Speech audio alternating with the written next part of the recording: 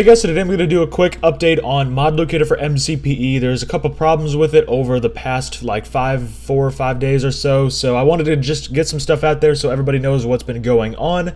I posted about this on Twitter a little bit, and yeah, so I just wanted to let everybody know what's going on and go over a couple new things that are in the latest update. So over the past 4 or 5 days, I think Thursday or Friday, Google removed Mod Locator for MCPE from the Google Play Store because they had a problem with the donate button that was on the main screen. Now, looking through Google's policy, I didn't see any issues with that. I don't know what their deal was. They just, for whatever reason, have a problem with me linking to my Patreon page, which, if you've heard of Patreon, you know it is a secure way to give donations. I have it here on my channel in the description. It is a secure way to give donations, and a lot of big YouTubers have used it. So it's not some sketchy thing. It is an actual donation platform that is absolutely trustworthy. But for whatever reason, Google had a problem with that and said, nope, you can't have it. I didn't really want to argue with them. Again, I didn't see it in the policy anywhere. I didn't want to argue though. I'm just like, okay, it's it's not a big deal. I'll get rid of the donate button. Got rid of it, submitted it, and within probably half an hour to an hour, the app was back on the Google Play Store, which I will say, if you have been subscribed to this channel, you know I've had some horrible experiences with the Google Play's developer system. And the way they've changed things up with it is so much better than it was before. Before, what it was if they had a problem with something, they'd remove your app. You'd have to get a new package name. You'd have to resubmit it and get a completely new listing. So any of your ratings, your current downloads, whatever, would be lost, and you'd have a strike against your account, even if it was something as minuscule as this right here. Now what they did is they just said, hey, this is a problem, fix it. I fixed it, resubmitted it, easy as that. That's how easy it was. I'm still kind of upset that they did it this way. What they should do is just say, hey, this is a small problem, you need to fix it. You'll have 7 days or so, 5 or 7 days, it doesn't matter. If you don't get this fixed, the app's getting pulled off the Play Store. That's how they should do it, but instead they just pulled it off and said, fix it, I fixed it, and it was gone. But at least they're taking steps in the right direction. It's not just like, oh, nope, app's gone. Now, they even have, this is interesting, they even have people who actually respond and tell you what's wrong. And in the first email I got, it was pretty vague. I didn't know exactly what it was. So I emailed them back. I'm like, I don't see any problems. I've looked at the policy. I don't see anything that's wrong. And they were pretty vague. They just said it was a problem with the payments policy. And I'm like, okay, I don't have payments inside my app. The closest thing that I have to that is this donate button. So they actually had somebody come back and explain it. Still, I don't see where they're coming from, looking from the policy and seeing that Patreon is a trustworthy, and I forget the term I'm looking for now, but it goes in line with their policy. Patreon is fully supported, at least going by what they said in the email, but whatever. So they actually had somebody email me back, which was nice. Before, it'd be somebody copying, pasting some scripted email, and that would be it. You don't have any other chance. You'd have a strike on your account. You'd have to start all over. So they have made improvements in that department. So whatever, the app is back. Of course, the link's in the description as always. If you want to get that, make sure to get the latest update that came out yesterday. So let's go ahead and take a look at some of these new features. So in the meantime, I decided I would change the settings page and completely redo it because the last settings page was fairly broken. And the settings page really isn't all that difficult. It just is. It's something that's it takes a lot of time to do. So I did redo it. The last one was poorly coded just because of some of the features that I added to it that aren't even needed at this point. So before, it was really poorly coded on my part, but that was a long time ago. So I took what I know now and made it simple and easy. So that's why it works so much better. So let's go over some of this stuff. You can disable the update check. I don't know why anybody would want to, but if that's what you want, hey, good for you. If you want to update with the APK instead of the Google Play Store, you can do that. Every time it checks for an update, it'll pop up and say, hey, do you want to use the APK? You can select that, but if you want to do that, then you won't have to do that little checkbox anymore. It'll automatically just use the APK. Disable the little news section here on the main page. Little header up there, gone. Cool. Disable any notifications, and then you can also limit the network usage. So this is more for like if you have multiple people on one device. If you want to restrict the amount of data that is being used on cell data, it doesn't apply to Wi-Fi, but if you want to restrict the amount of data being used on cell data, you can do that if you have like a data cap. Most carriers do have data caps. I have a data cap, so you can do that. We go back here, you can see, actually no, I'm on Wi-Fi, so nothing's gonna change.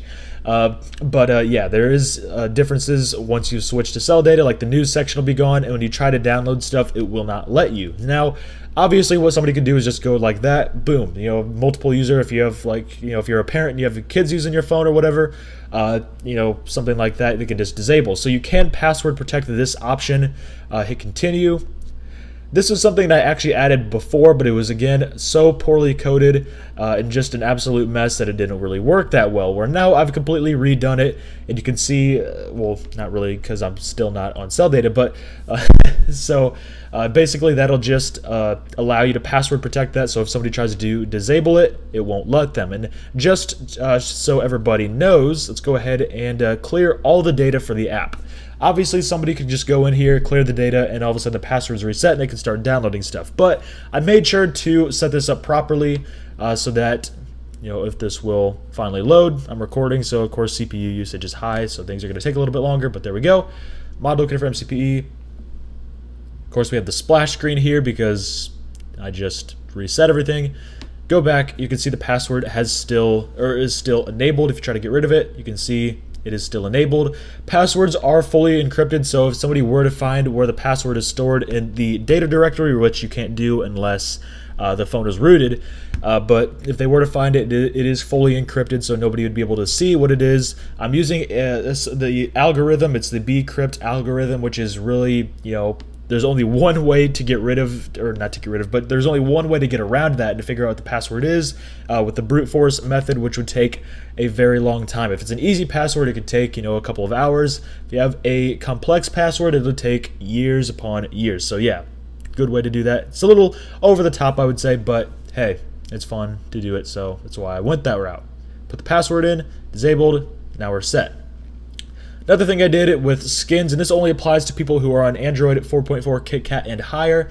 If you click on the skin, instead of going to that black background and showing the skin, it'll just blur the background. It's a little bit fancier, you know, whoop-de-doo. But it is a little bit fancier, blurs the background. There is a slight delay on my device right now because I'm recording, and of course that uses a lot of CPU usage. And, you know, it has to take a screenshot of your screen and then blur it. People with lower resolution screens, like I have this tablet over here with a lower resolution screen, doesn't take too long to blur it. On my phone, there's probably like a half a second delay when I'm not recording, which is no big deal whatsoever. So, like that, there we go. So, and yeah, I guess I have to go over the reason why this only works on KitKat and above is because on versions prior to KitKat, like 4.1 Jelly Bean, 4.0 Ice Cream Sandwich, and you know before that, RAM management on Android was just horrible. It was, I guess I can't say horrible, but it really wasn't that good. And even Jelly Bean was far better than Ice Cream Sandwich.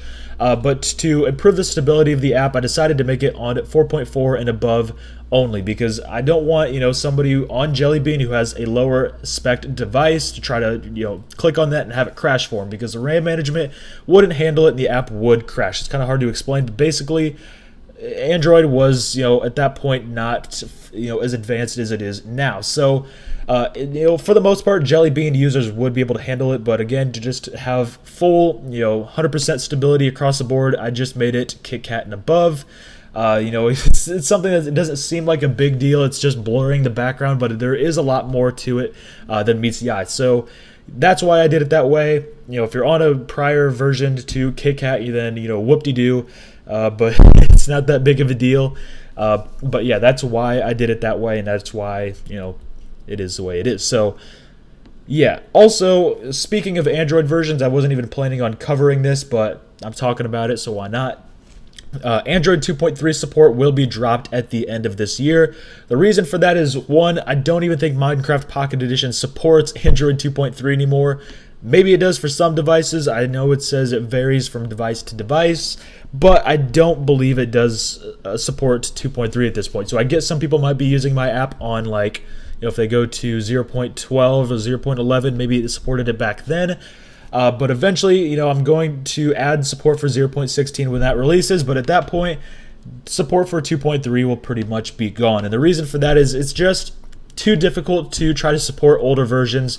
There's new things added to the Android system that I can take advantage of with this app, but then it doesn't work with Android 2.3 users, and then I have to go back, and then sometimes I don't even realize it, and then I have to go back and support it because they're having crashes on their devices. So once 0.16 comes out, I know for sure 2.3 is not going to be supported on 0.16, so there's no point in supporting it for that version. So at the end of this year, I won't support that, and basically if you're on 2.3 you won't be able to view the app in the Play Store anymore because your device wouldn't be supported. But big deal, if you have it on your device already, then you have that option to go back to like 0.12, 0.11, and of course you can always get the APK off of my website or in the links of these the link in the description of my videos. I think even after I drop support for it, if you have the APK, you might still be able to install it. So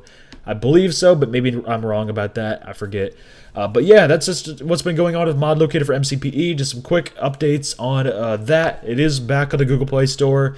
Google, thankfully, did a quick job of getting it back on after I submitted the update that removed the donate button. So that's how it is, I guess. Google will be Google, and they'll just, they'll shoot and ask questions later. So I hope you all enjoyed this video. If there's anything you want to see and later updates, if you have any issues with this, whatever, leave your comments down below. I want to see your guys' comments on that, so just leave their comments down below, and I hope you all enjoyed this video, and I hope to see you all in the next one.